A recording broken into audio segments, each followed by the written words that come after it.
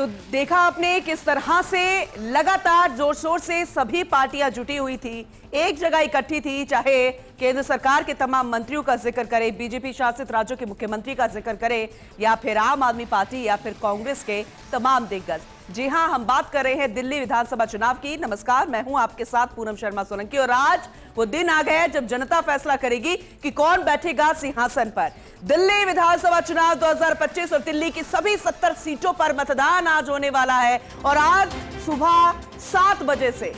आपको बता दें कि अब से चंद मिनट के बाद, या यूं कहें कि लगभग 1 घंटे का वक्त है, 2 मिनट कम मान लीजिए, 7 बजे से शाम 6 बजे तक वोटिंग जारी रहेगी। 6 बजे तक आप लगातार देखिएगा फर्स्ट इंडिया न्यूज, उस पर बाद आप देखिएगा एग्जिट पोल सबसे पहले फर्स्ट इंडिया न्यूज पर। और 8 फरवरी को विधानसभा चुनाव के नतीजे आएंगे, लेकिन ये बेहद महत्वपूर्ण है कि आज का दिन आखिरकार सभी पार्टियों की किस्मत तय कर देगा और उसके बाद ईवीएम में कैद हो जाएंगे जनता के वो तमाम फैसले कि आखिर वो गारंटी को चुनती है, संकल्प को चुनती है, या फिर कांग्रेस को एक नई राह दिखाती है, सिंहासन की तरफ जाती हुई वो राह जिसे लंबे समय से कांग्रेस तलाश रही है। फिलहाल दिल्ली का मतदाता किसका भाग्य विधाता बनेगा, ये तो देखने वाली बात होगी। इस बार किसका मंगल होगा चुनाव के इस दंगल में, ये देखने वाली बात होगी।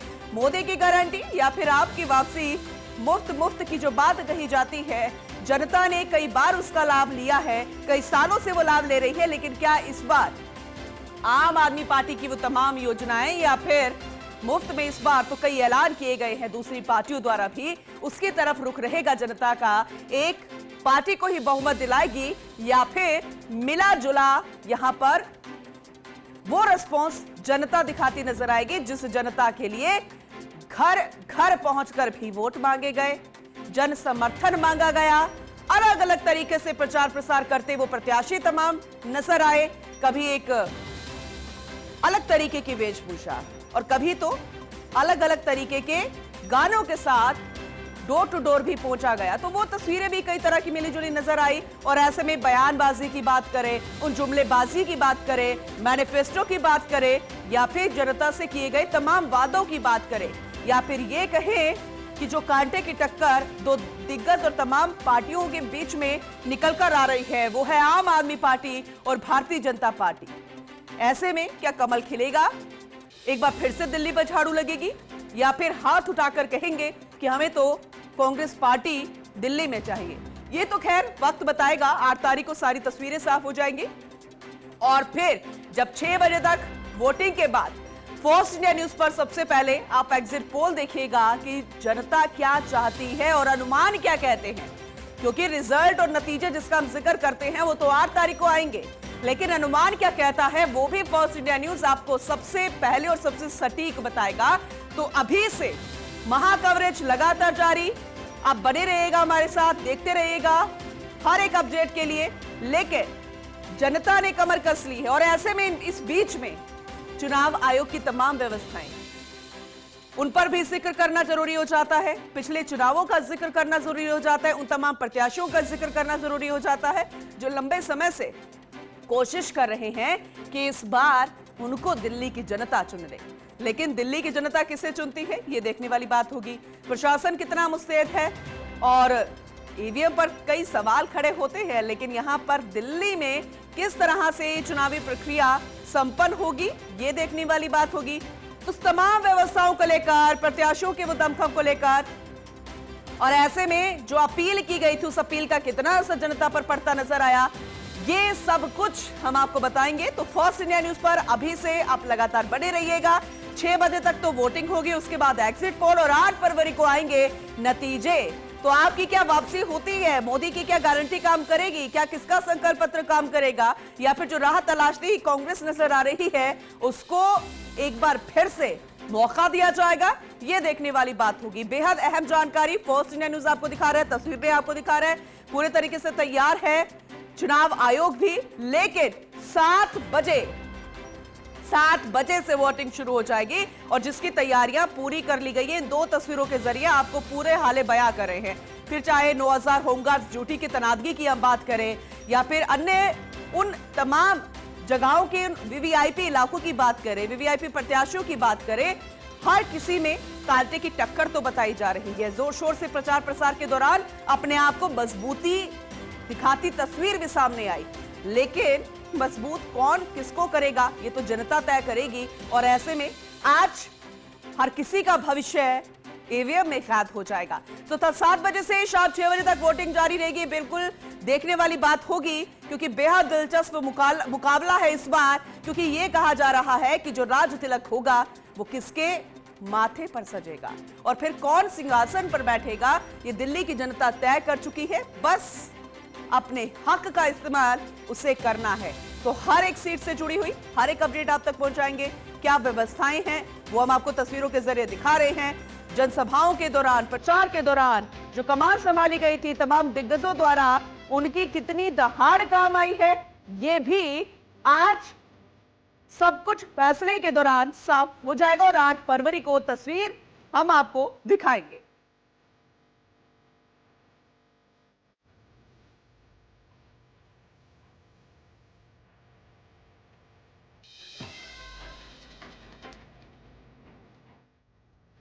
कहते हैं कि देश में जब चुनाव होते हैं, किसी भी राज्य में चुनाव होते हैं, तो फिर उसका असर देश पर, देश की जनता पर पड़ता नजर आता है। फिर वह चाहे हम उत्तर प्रदेश की बात करें, लेकिन कई राज्य ऐसे, उत्तर प्रदेश है, दिल्ली है, जिसे कहते हैं कि ये तो देश का दिल है।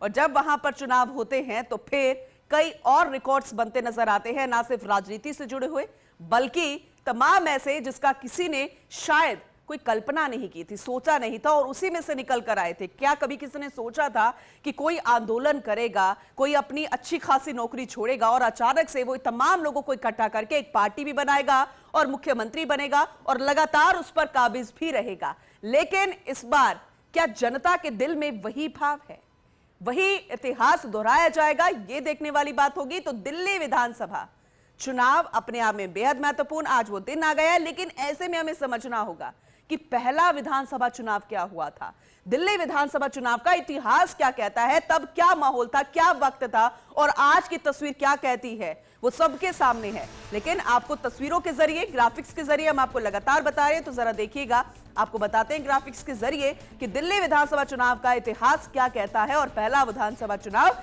किस तरह से लड़ा गया। शुरुआत की बात करें, 1952 का ऐसा वक्त था जब दिल्ली में विधानसभा चुनाव की शुरुआत हुई। परिस्थितियां बेहद अलग थी। परिस्थितियों का जब जिक्र हम करते हैं तो यह चुनाव तब हुआ जब दिल्ली पूर्ण राज्य भी नहीं था। बिल्कुल आपने सही सुना, वो पूर्ण राज्य नहीं था। सत्ता भारतीय राष्ट्रीय कांग्रेस ने जीत हासिल की। आज की तस्वीर बिल्कुल उसके उलट है, क्योंकि कांग्रेस अभी भी राह तलाश रही है, सिंहासन से बहुत दूर है, लंबे समय से दूर है, लेकिन सत्ता में सबसे पहले कांग्रेस ही आई थी और इसलिए कहा जाता था कि बड़ी पार्टी के रूप में। लेकिन जब विधानसभा समाप्त हुई तब हमें उसका भी जिक्र करना चाहिए।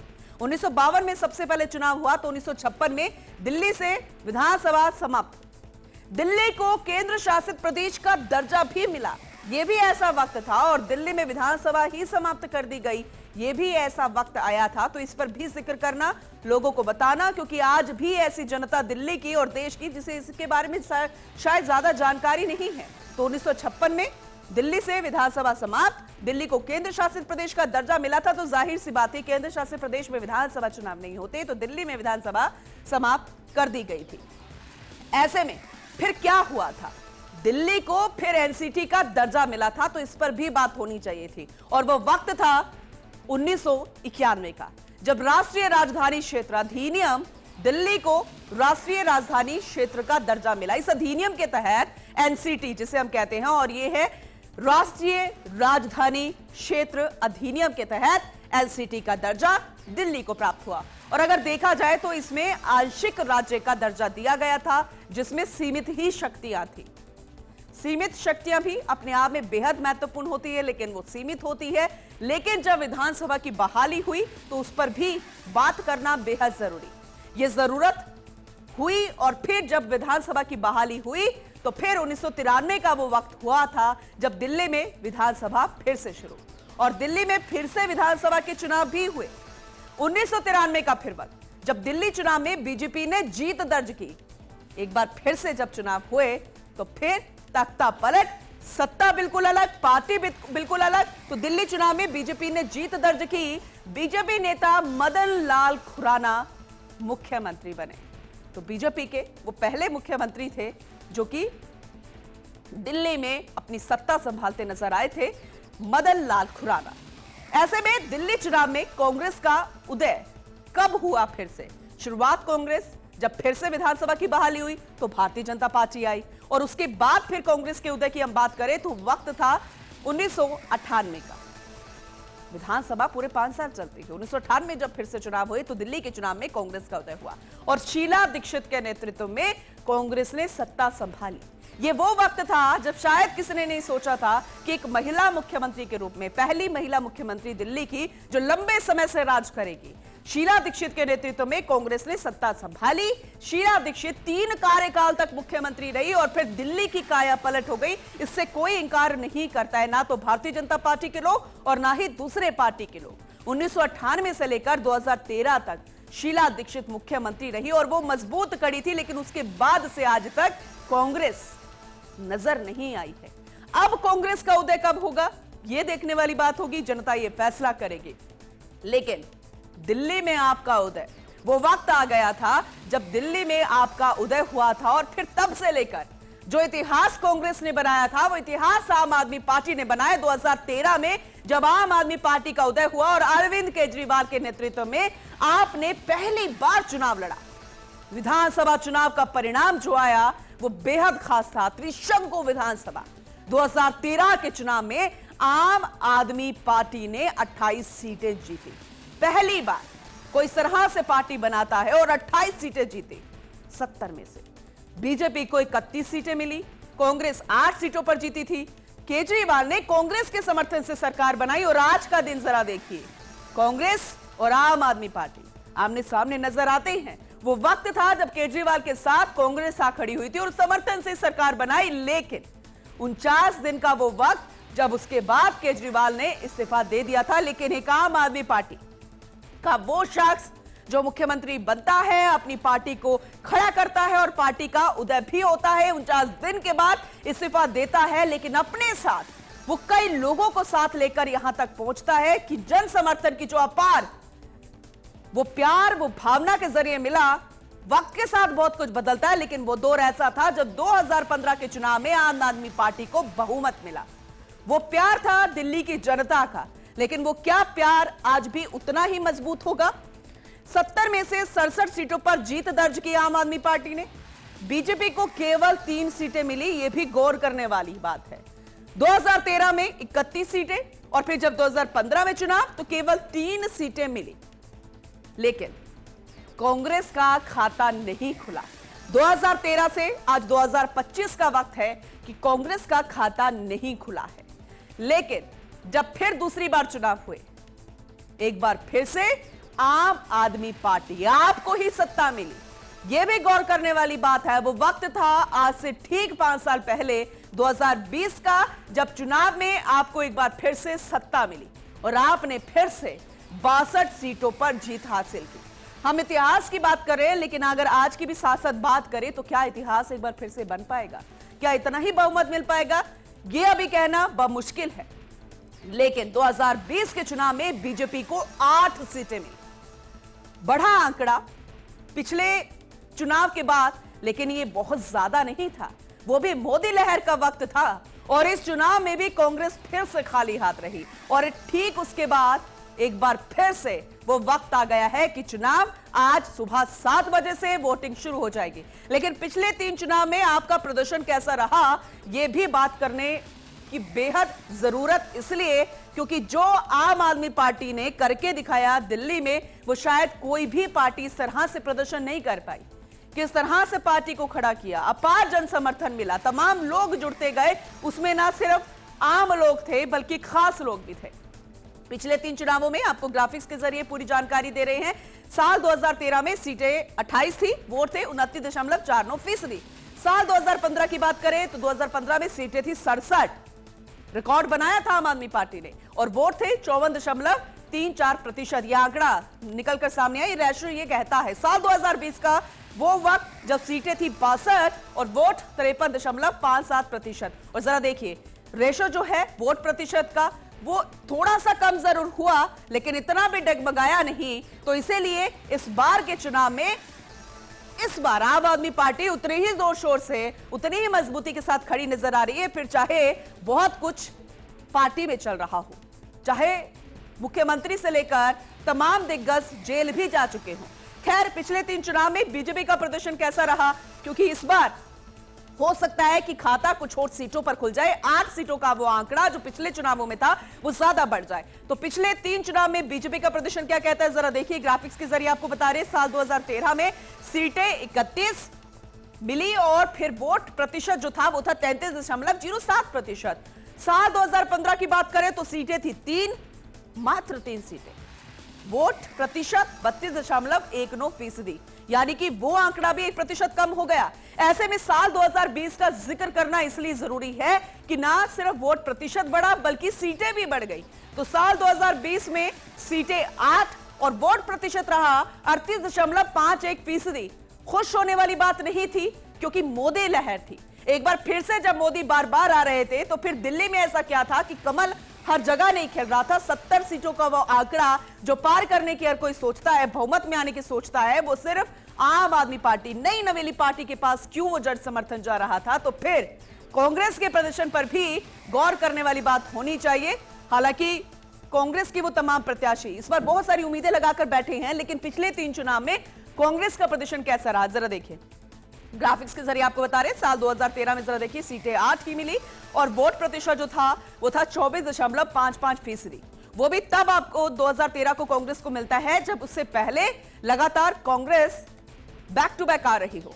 फिर साल 2015 में यह आंकड़ा वाकई में बहुत ही कांग्रेस के लिए शर्म का था, क्योंकि एक सीट भी नहीं मिली, एक सीट नहीं मिली। ये वो पार्टी जब पहली बार चुनाव होते हैं तो पहली बार कांग्रेस ही आती है, कांग्रेस के ही मुख्यमंत्री बनते हैं, और फिर 2015 में एक भी खाता नहीं खुल पाया। वोटिंग प्रतिशत 9.65%। साल 2020 का वो वक्त जब सीटें एक भी नहीं, वोट प्रतिशत जो था वो भी आंकड़ा नीचे चला गया 4.26%।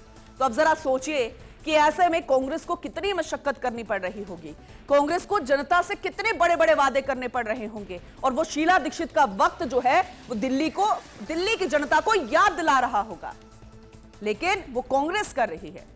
क्या दिल्ली की जनता वो शीला दीक्षित वाला दौर याद कर रही है, वो तमाम बातें याद कर रही है, या फिर बहुमत में लाने वाली उस आम आदमी पार्टी का जिक्र कर करके वही योजनाएं लेने का मन बना चुकी है, या फिर इस बार कमल खिलाएगी, ये देखने वाली बात होगी।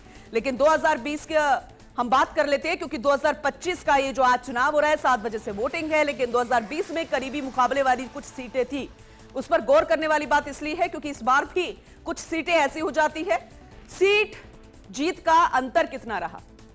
तो ऐसे में कृष्णानगर की हम बात करें, आम आदमी पार्टी की बात करें तो 680 वोट, बिजवासन आम आदमी पार्टी की 753 वोट, लक्ष्मी नगर की बात करें तो बीजेपी को 880 वोट, आदर्श नगर में आम आदमी पार्टी को 1589 वोट, कस्तूरबा नगर आम आदमी पार्टी ही यहां पर आई और आंकड़ा देखिए 3165 वोट का, विश्वास नगर बीजेपी को 3207 वोट, शालीमार बाग आम आदमी पार्टी को 3440 वोट, बदरपुर में बीजेपी को 3719 वोट और छतरपुर में आम आदमी पार्टी को 3720 वोट।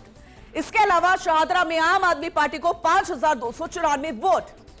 फिर किराड़ी से अगर देखें तो आम आदमी पार्टी को 5654 वोट, गांधीनगर में बीजेपी को 6079 वोट, नजफगढ़ में आम आदमी पार्टी को 6231 वोट, फिर शकुबर बस्ती में आम आदमी पार्टी को 7592 वोट। ये हम आपको आंकड़ा बता रहे हैं, ये आपको समझ में आएगा कि इतना कोई ज्यादा अंतर नहीं था। अब जरा देखिए करावल नगर की बात करें तो बीजेपी को 8223 वोट, आरकेपुरम में आम आदमी पार्टी को 10,369 वोट, त्रिनगर में आम आदमी पार्टी को 10,710 वोट। क्या इस बार उसको पाटने की कोशिश तमाम पार्टियां जो कर रही है वो ये कोशिश करते करते क्या कामयाब हो पाएंगी या फिर एक बार फिर से नाकाम होती नजर आएंगे, ये देखने वाली बात होगी। लेकिन फिर भी दिल्ली में कुछ ऐसे इलाके हैं जिसमें बहुत ज्यादा असर पड़ता है उन तमाम वोटर्स का जो ना सिर्फ दिल्ली से आए हैं, ना सिर्फ दिल्ली के रहने वाले हैं, बल्कि वहां आकर बसे हैं, और वो है मुस्लिम और पूर्वांचली। ये वो वोटर्स हैं जिसका असर बहुत ज्यादा चुनावों में पड़ता है, वोट बैंक पर पड़ता है। तो मुस्लिम पूर्वांचली वोटर्स का असर आपको बताते हैं। सीट मुस्लिम वोटर्स प्रतिशत अगर देखें, नॉर्थ ईस्ट की हम बात कर रहे हैं तो 12.9%। ईस्ट दिल्ली में बात करें, चांदनी चौक में बात करें, नई दिल्ली में बात करें तो मुस्लिम वोटर्स यहां पर बहुत ज्यादा है। उसको लुभाने की कोशिश बार बार की जाती है। ऐसे में एक और वोटर्स है, एक और वोट बैंक है जिसका असर पड़ता नजर आता है। और यह कोशिश तमाम पार्टियां करती हैं कि उस जाति के उनके तमाम दिग्गज वहां जाए, प्रचार प्रसार करें। और हम बात करें जाट गुर्जर वोट बैंक की। जाट गुर्जर वोटर्स की बात करें तो 17 से 20% हैं। अब इनका असर कितना पड़ता है? यह असर पड़ता है 50 सीटों पर 70 में से। तो ऐसे में इसीलिए चाहे कांग्रेस की बात करें, तभी वो अपने जाट और गुर्जर दिग्गज नेताओं को वहां भेजती है। इसलिए भारतीय जनता पार्टी भी प्रचार प्रसार के लिए इन सीटों पर अपने जाट गुर्जर नेताओं को भेजती है और कांग्रेस भी यही कोशिश करती है। लेकिन पूर्वांचली वोटर्स 25% हैं। बुराड़ी, बादली, संगम विहार, पालम, करावल नगर, पहाड़गंज, करीब 20 सीटों पर इसका असर पड़ता है। अब जरा सोचिए कि बाहरी लोग ही इतनी सीटों पर असर दिखा देते हैं तो फिर दलित वोटर्स का भी जिक्र होना चाहिए जिसका 18% असर पड़ता है। 18% दलित वोटर्स है तो सभी 70 सीटों पर उनका असर है। दलित वोटर्स है 18% और सभी 70 सीटों का इफेक्ट डालते वो नजर आते हैं। तो ऐसे में इन्हीं के इर्द गिर्द दिल्ली घूमती नजर आ जाती है। वोटिंग प्रतिशत ये कहता है तो जरा सोचिए कि फिर इन वोटिंग प्रतिशत के अनुसार किस तरीके से असर पड़ता नजर आता है दिल्ली के इन चुनावों पर और फिर पार्टियां किस तरीके से कोशिश करती है। और इसी वोटिंग प्रतिशत के आधार पर चलिए विधानसभा चुनाव 2020 के रिजल्ट का जिक्र कर लेते हैं। ये करना इसलिए जरूरी क्योंकि 2025 का रिजल्ट क्या होगा हम इसे अनुमान, सिर्फ एक अनुमान लगा सकते हैं। वक्त बहुत बदल गया, सियासत बदल गई है। तो दिल्ली विधानसभा चुनाव 2020 का रिजल्ट क्या आया था जरा देखिए। पार्टी ने कितनी सीटें जीती, वोट शेयर कितना रहा। आपकी बात करें तो वोट शेयर की बात करें 6253.8%। भारतीय जनता पार्टी की बात करें तो 0.838 माफ कीजिएगा 838.7%। फिर आईएनसी की बात करें तो 004.3%। तो ये बेहद महत्वपूर्ण हो जाता है ये आंकड़ा बताना, ये जानकारी देना कि कितना रेशो, और इसके आधार पर हम अनुमान लगा सकते हैं। और ऐसे में चाहे नई दिल्ली सीट की बात करें या फिर तमाम वीवीआईपी सीट की बात करें, कौन यहां पर खड़ा होता है, लंबे समय से कौन काबिज है, इस पर जिक्र करना इसलिए जरूरी है। और यह भी हम आपको बताएंगे कि नई दिल्ली सीट से एक बार फिर से जब अरविंद केजरीवाल उतरे हैं तो इस बार उनको कितना प्यार मिलेगा। क्या वो जो भावनाएं हैं, जेल गए, जेल से तमाम बातें की, वापस आए, ये बहुत सारी ऐसी चीजें, क्या इमोशनली कनेक्ट हो पाएंगे। प्रवेश वर्मा की बात करें वो भी तमाम ऐसी जिक्र हम करेंगे वीवीआईपी सीटों का। लेकिन